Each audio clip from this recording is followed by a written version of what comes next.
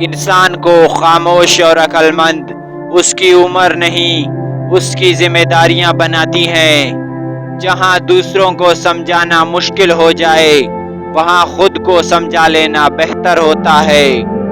ہمیشہ خوش رہا کرو، کیونکہ یہ بہترین انتقام ہے ان کے لیے جو آپ کو اداس دیکھنا چاہتے ہیں۔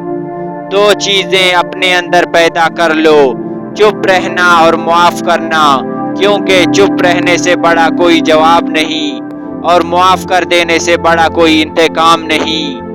زخم کھا کر بھی مسکرانا اور ناخوش ہوتے ہوئے بھی خوش رہنا، دراصل یہی ہماری اصل طاقت ہے۔ ان لوگوں کو نظر انداز کریں جو آپ کو خوفزدہ اور اداس کرتے ہیں، جو آپ کو بیماری اور موت کی طرف لے جاتے ہیں۔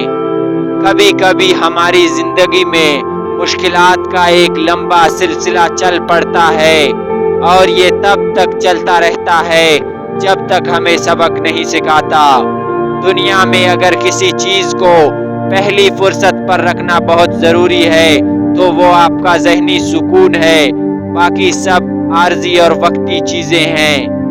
جس خاص کے لیے آپ خاص نہیں ہو اسے عام کر دو، اور جس عام کے لیے آپ خاص ہو اس عام کو خاص کر دو۔ ہمیشہ خوش رہیں، خاص طور پر ان لوگوں کے لیے جو آپ کو اداس دیکھنا چاہتے ہیں۔ اگر کوئی آپ سے جلتا ہے تو پھر آپ کا فرض بنتا ہے کہ اسے پوری ذمہ داری سے جلائیں۔ اپنے راز کو خود تک محدود رکھ کر بہت سی پریشانیوں سے بچا جا سکتا ہے۔ محبت میں خواری کی ایک بڑی وجہ یہ بھی ہے کہ انسان خود سے زیادہ محبوب سے مخلص ہو جاتا ہے۔ زندگی میں موقع دینے والے کو دھوکا اور دھوکا دینے والے کو موقع کبھی نہ دینا۔ جتنا زیادہ سوچو گے اتنا زیادہ اذیت میں رہو گے۔ یا تو خود کو مضبوط کر لو یا مصروف کر لو۔ منزل ملے نہ ملے بعد کی بات ہے، ہم کوشش بھی نہ کریں یہ غلط بات ہے۔ ہم کچھ لوگوں کی زندگی میں 12ویں کھلاڑی کے طور پر ہوتے ہیں، جو کوئی اور دستیاب نہ ہو تو پھر ہمارا انتخاب ہوتا ہے۔ پاؤں کو مٹی سے بچانے کا طریقہ جوتا پہننا ہے، نہ کہ سارے شہر میں قالین بچھانا۔ مسکراہٹ تمہاری زندگی میں مزید 10 سال کا اضافہ کر دے گی۔ ہر شخص میں کوئی نہ کوئی عیب ضرور ہوتا ہے۔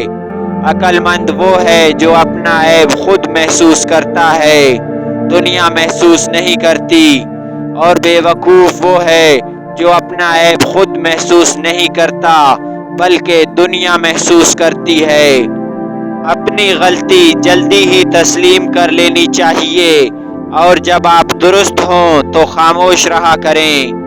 زندگی ایک آئینہ ہے، جس میں بیزار ہو کر دیکھو گے تو بیزار ہوتے جاؤ گے، اور مسکراتے ہوئے دیکھو گے تو مسکراتے ہوئے چلے جاؤ گے۔